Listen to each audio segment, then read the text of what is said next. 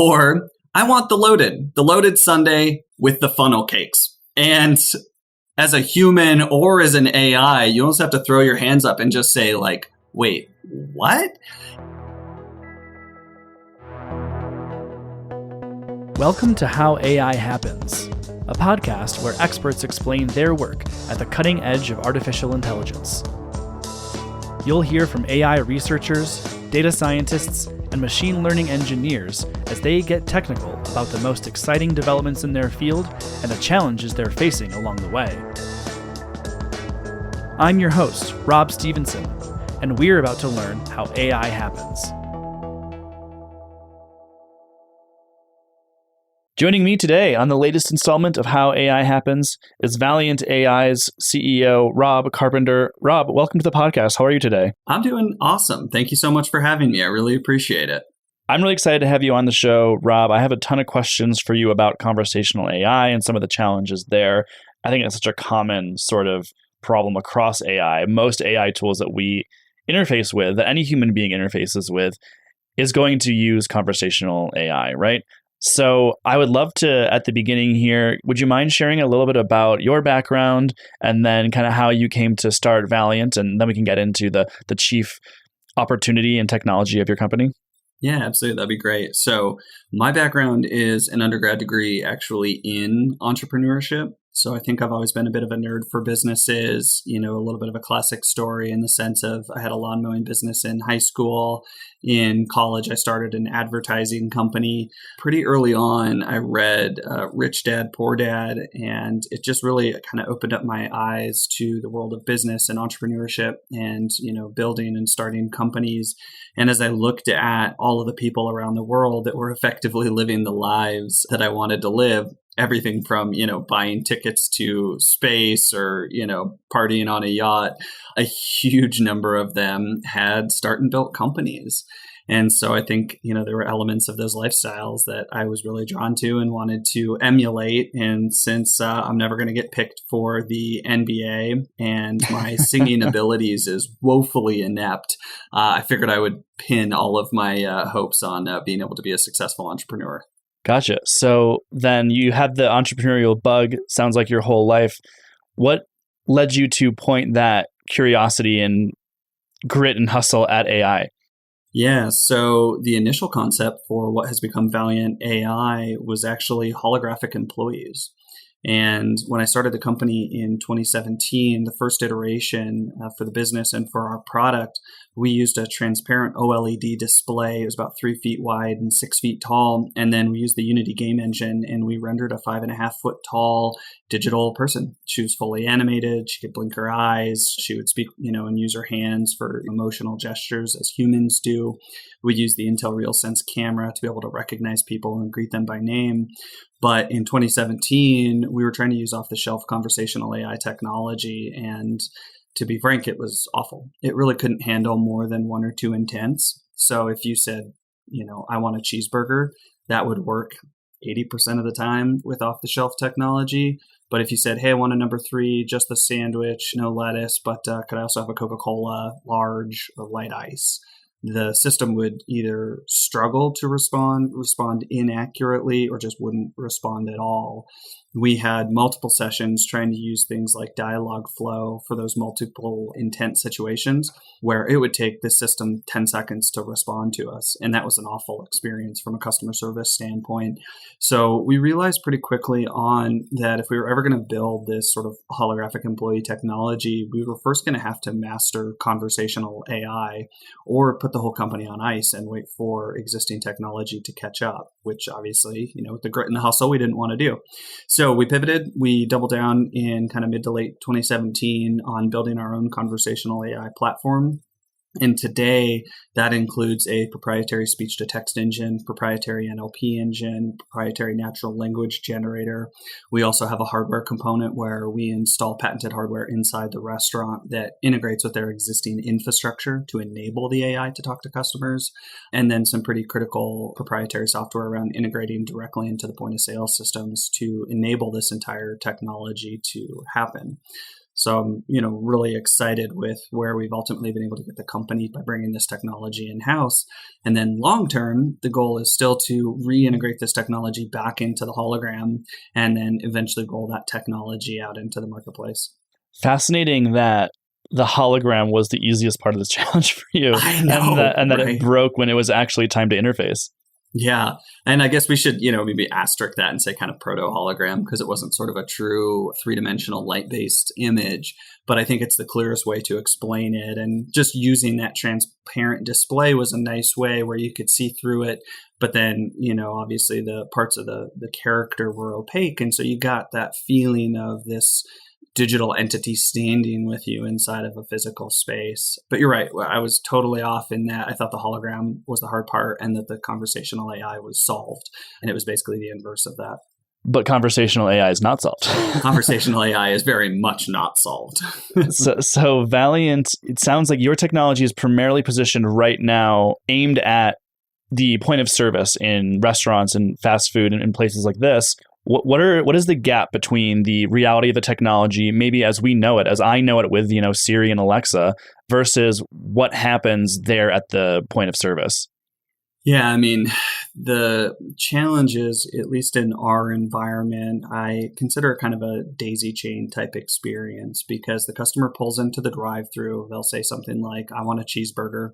The audio will flow through from the microphone into our hardware. We currently reside up in the cloud, so the AI does its thing in the cloud, decides how it wants to respond to the customer, sends it back down, and then we play it out through the speaker to the customer. And I'd say big picture, there's probably roughly 10 different kind of nodes along that chain. And each successive node is dependent on the information that it got from the node before it.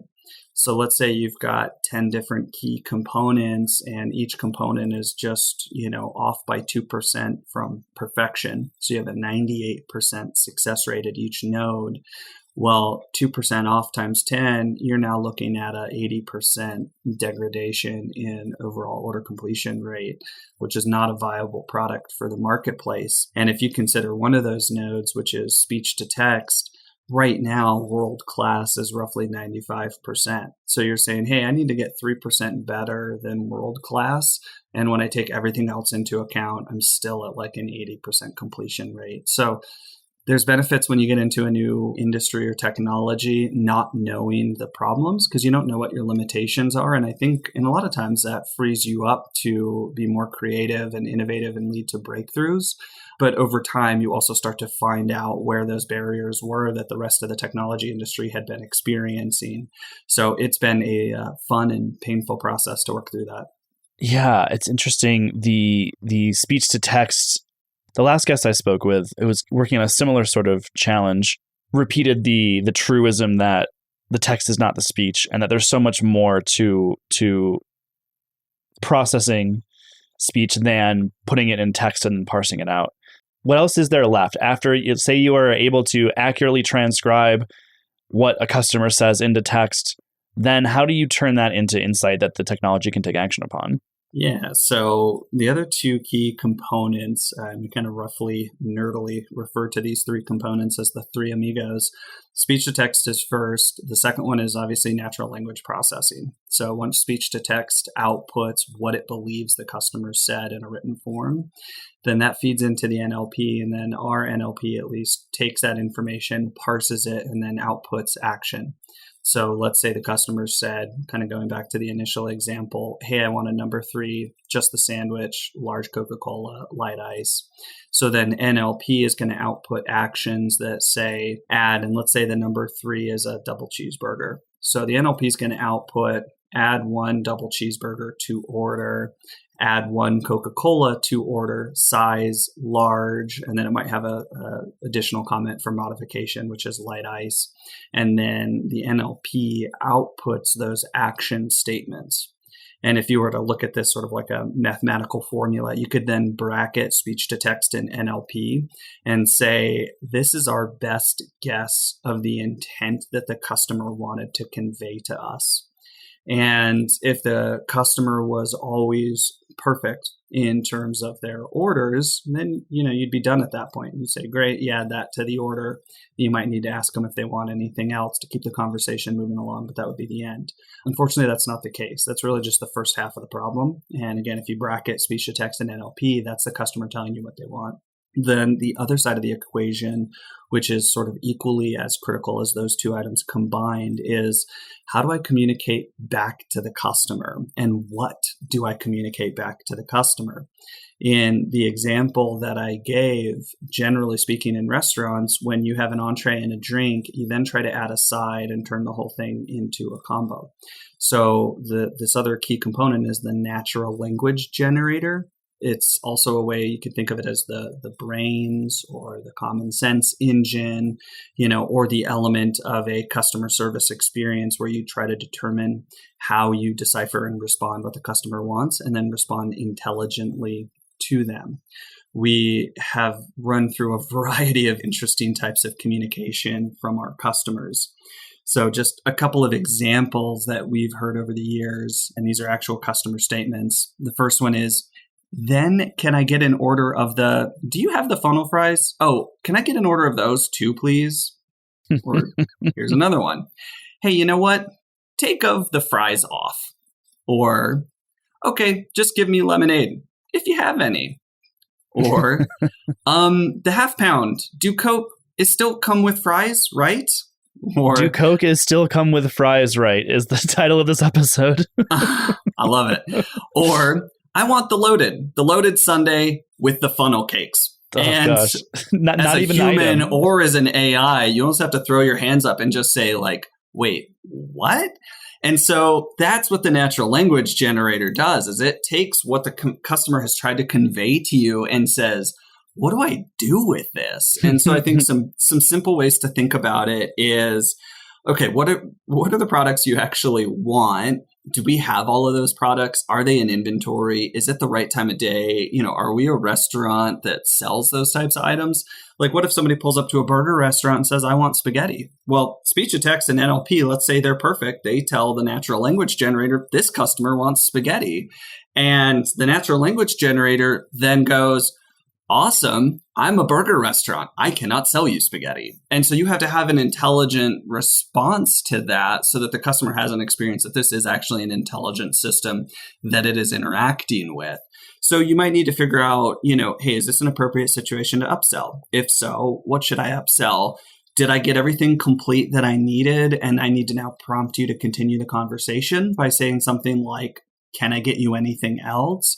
Or did you give me one thing I can work with, let's say the Coke with light ice, but then you gave me something else ambiguous. You said, give me a burger or a sandwich, but we don't actually have generic items that fit those categories. And I need to know that those are categories. And so now the natural language generator needs to resolve that unspecified item and say, we actually serve multiple kinds of burgers. Would you like a, B, or C burger?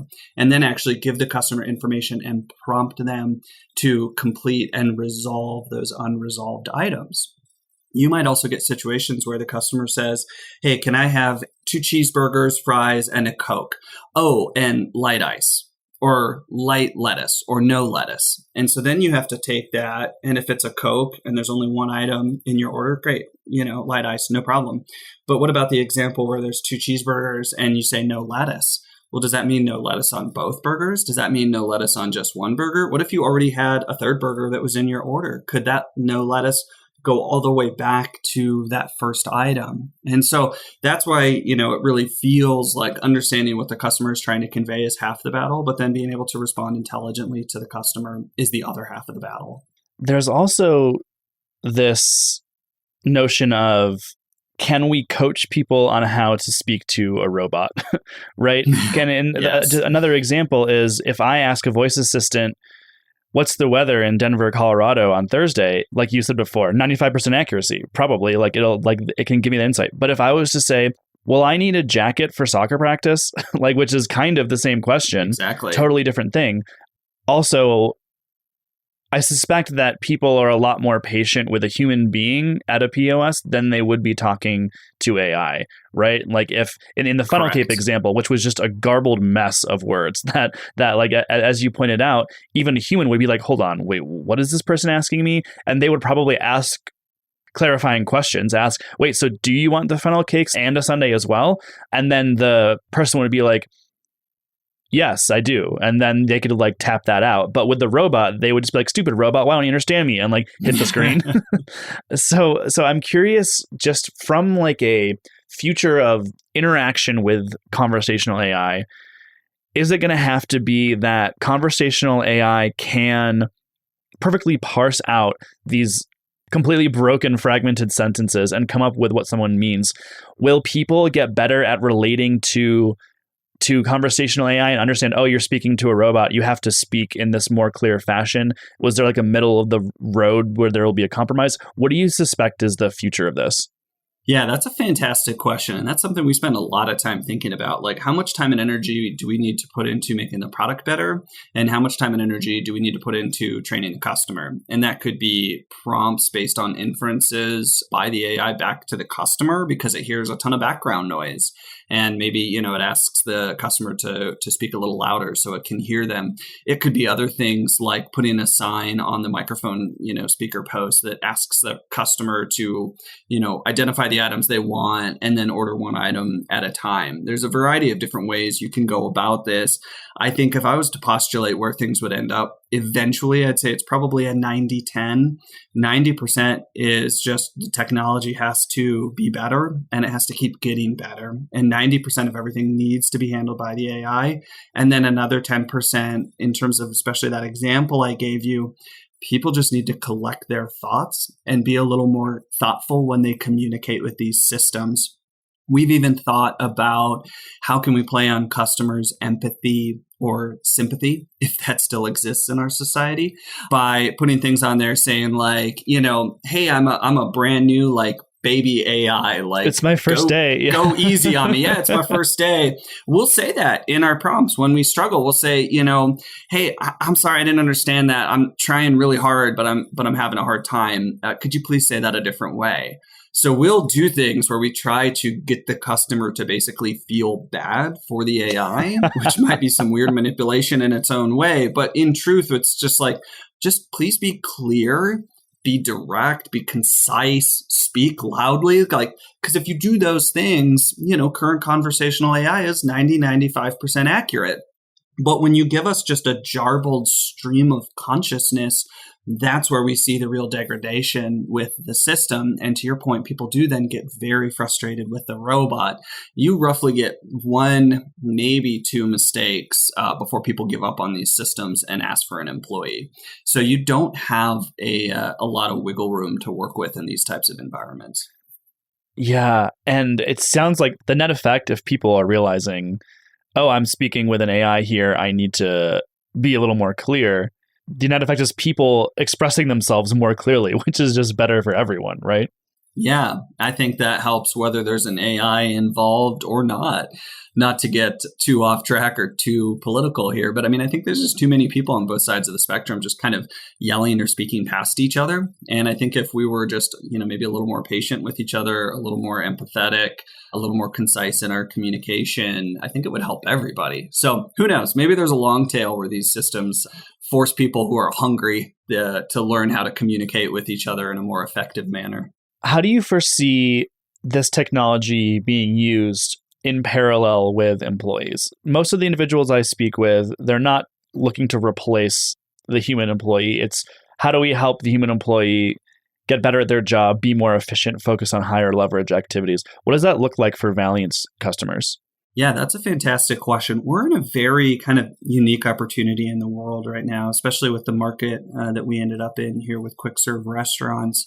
Right now, the most recent report I read in the Washington Post, and this is, late September of 2021, there's 1.7 million unfilled positions in the restaurant industry right now. 1 in 6 of every position available right now is in restaurants.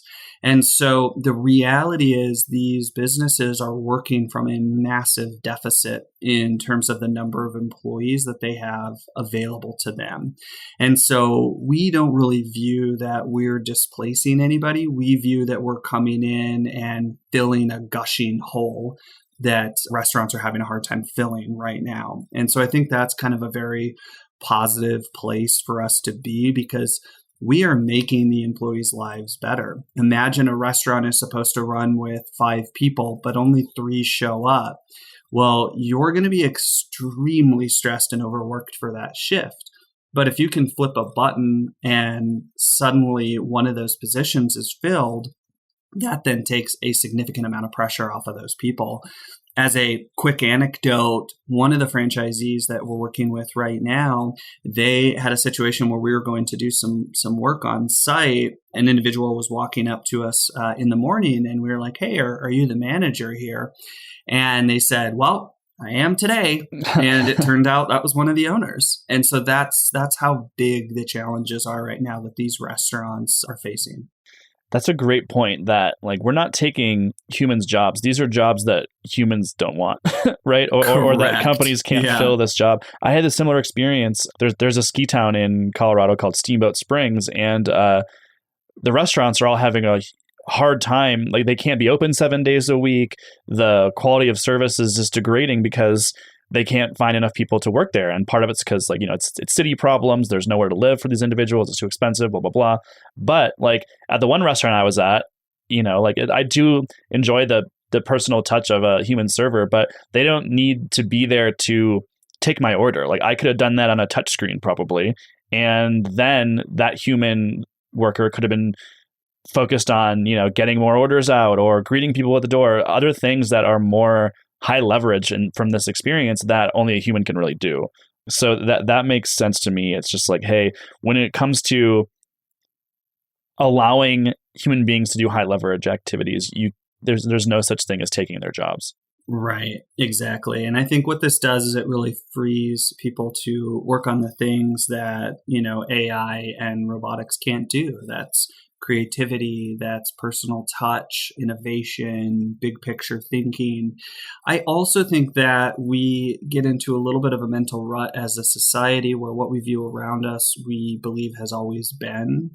And I think if we can take a step back and look at economies as being dynamic and long-term, innovation is not only built into them, it's essential for their health and long-term safety of an economy. If you go back to the late 1800s, it was something like 95 to 97% of all employed people in the United States worked in farm and agriculture.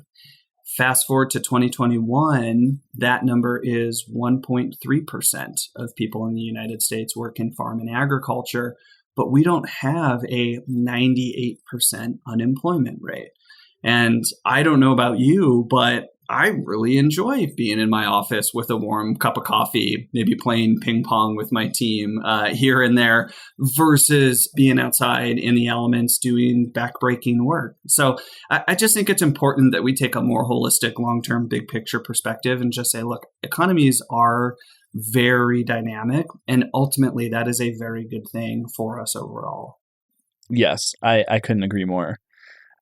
I do want to ask you before I let you go, Rob, just to prognosticate a little more on the future of conversational AI. When it is more widespread, when we can kind of guarantee that 95% accuracy, regardless of how a human being expresses themselves, what is the utopian / Black Mirror extreme, that like when this technology is perfect and is rolled out everywhere, what can we expect from conversational AI? Yeah, so absolutely, it's going to sound human. So I think there's going to be a legal element of, do these things need to identify themselves? Are they allowed to sound like humans?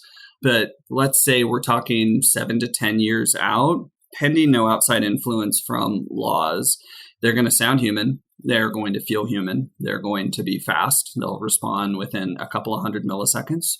It will be able to have an open-ended conversation with them. So it's not going to be the experiences that we're familiar with the current smart homes, where you have to say kind of one thing at a time and then sit and wait 2 to 3 seconds for it to respond back to you. You will be able to have within the domain of the environment, be it restaurants, hospitality, airline, call center, customer service, you'll be able to have a fairly wide-ranging discussion with these systems, but they are going to be the embodiment of your perfect employee. They'll theoretically, provided servers don't crash, they'll never be late. They'll work as long as you want them to work. They're going to speak multiple languages, if not all of the languages.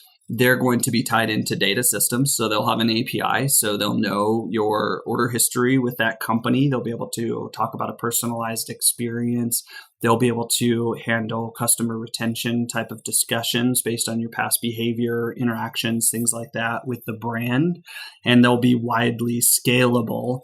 And I think especially in that 5 to 7 year time frame, we will start to see, whether it's Valyant or another company, these digital employees starting to show up in physical locations. Right now, and I would say, AI, conversational AI historically has either been kind of consumer goods for first adopters, or they've been used in the background in a lot of different environments, like analyzing call center interactions. We're now kind of in a second wave where we're seeing them be used in places like restaurants in a frontline environment to interact with customers, but still in a somewhat virtual environment, in that it's either, through a microphone at the drive-through, or maybe it's a call-in order. The, third wave, and that kind of 5 to 7 year out, we'll see these things start to have physical embodiments one way or the other. So you will walk into a restaurant to order, and you will interact with a, digital avatar that will be able to have these wide-ranging conversations in multiple languages with all your personalized info, provided you've opted into it, around whatever it is that you're trying to do. It'll rent you a car, it'll check into your hotel room, it'll help you when your flight gets delayed or canceled and you need to rebook, you name it. So expect to, in the next 5 to 10 years, see a lot of the kind of entry level, not too complicated customer service work be automated, both in terms of virtual environments like calls and physical environments like in the restaurant. I can't wait to see how it plays out, and best of luck to Valyant. Sounds like you are really well positioned in an awesome place. So congrats on your progress so far. And thank you so much, Rob, for being on the podcast. I've loved learning from you today. No problem. I really enjoyed being here. Thank you so much for having me. How AI Happens is brought to you by Sama.